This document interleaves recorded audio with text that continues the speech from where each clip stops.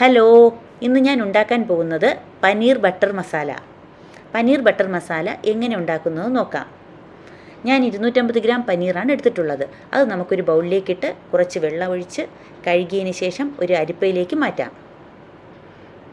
ഏത് പനീർ വാങ്ങിച്ചാലും നമ്മൾ കഴുകി വൃത്തിയാക്കി എടുക്കണം. ഇനി അതൊരു ബൗളിലേക്കിട്ട് 2 ടേബിൾ സ്പൂൺ തൈര്, 1 ടേബിൾ സ്പൂൺ മുളക് പൊടി, 1/2 ടീസ്പൂൺ ഉപ്പ് ഇവ ചേർത്ത് മിക്സ് ചെയ്യാം. അതിലേക്ക് 1/2 ടീസ്പൂൺ മഞ്ഞൾപ്പൊടിയും കൂടെ ചേർത്ത് മിക്സ് ചെയ്തതിന് ശേഷം അരമണിക്കൂർ റെസ്റ്റ് ചെയ്യാൻ വയ്ക്കാം. ഈ സമയം നമുക്കൊരു 3 തക്കാളി മിക്സിയിലേക്കിട്ട് അടിച്ചു കൊണ്ടുവരാം.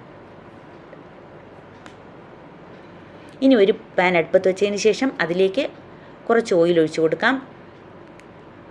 നേരത്തെ തയ്യാറാക്കി വെച്ചിരുന്ന പനീർ അതിലേക്ക് ഇട്ട് കൊടുക്കാം. അതൊന്ന് ഫ്രൈ ആവട്ടെ, ജസ്റ്റ് ഫ്രൈ ആയാൽ മതി.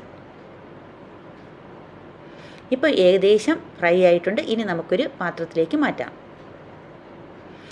ഇനി ഞാൻ ഈ ഓയിൽ എടുക്കുന്നില്ല, ഞാൻ വേറെ ഓയിലാണ് എടുക്കുന്നത്. ഒരു പാൻ വെച്ച് അതിലേക്ക് കുറച്ച് ഓയിൽ ഒഴിച്ചതിന് ശേഷം ഒരു സവാള ചെറുതായിട്ട് അരിഞ്ഞത്, ഒരു പച്ചമുളക് അരിഞ്ഞത് ഇവ ഇട്ട് 1 മിനിറ്റ് വഴറ്റി കൊടുക്കാം.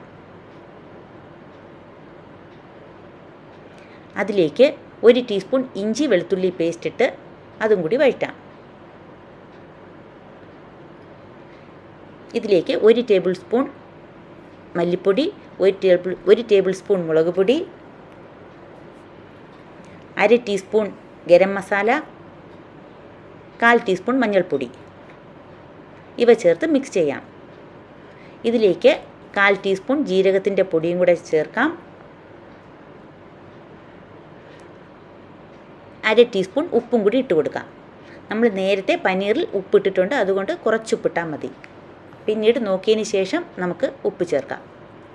എല്ലാം കൂടി നന്നായിട്ട് മിക്സ് ചെയ്തതിന് ശേഷം നേരത്തെ തയ്യാറാക്കി വെച്ചിരിക്കുന്ന ടൊമാറ്റോ നമുക്കതിലേക്ക് ഒഴിച്ചു കൊടുക്കാം. ഇനി അത് നന്നായിട്ട് ഇളക്കി കൊടുക്കാം. അത് പച്ചമണം മാറുന്നതുവരെ ഒന്ന് വേവട്ടെ. ഇനി ഒരു 1/2 കപ്പ് വെള്ളവും കൂടി അതിലേക്ക് ചേർത്ത് നന്നായിട്ട് തിളയ്ക്കാൻ വയ്ക്കാം.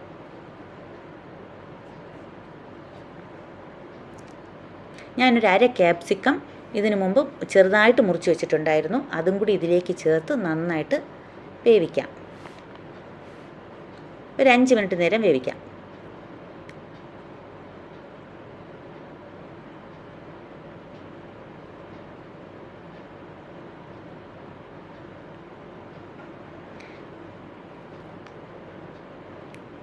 ഇനി ഇതിലേക്ക് നമ്മൾ നേരത്തെ തയ്യാറാക്കി വെച്ചിരിക്കുന്ന പനീർ ഇട്ട് കൊടുക്കാം.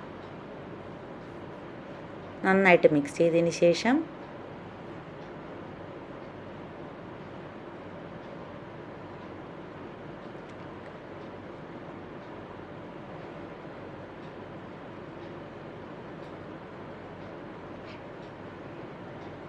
ഇതിലേക്ക് കുറച്ച് മേത്തി ലീവ്സ് നമുക്ക് ആഡ് ചെയ്യാം. എല്ലാ സൂപ്പർ മാർക്കറ്റുകളിലും കിട്ടും. ഇതിലേക്ക് കുറച്ച് മല്ലിയിലയും കൂടെ ഇട്ടതിന് ശേഷം നമുക്ക് ഒരു 1/2 ടീസ്പൂൺ ബട്ടറും ചേർത്ത് നന്നായിട്ട് മിക്സ് ചെയ്ത് സ്റ്റൗ ഓഫ് ചെയ്യാം. ഇപ്പോൾ നമ്മുടെ പനീർ ബട്ടർ മസാല റെഡിയായിട്ടുണ്ട്.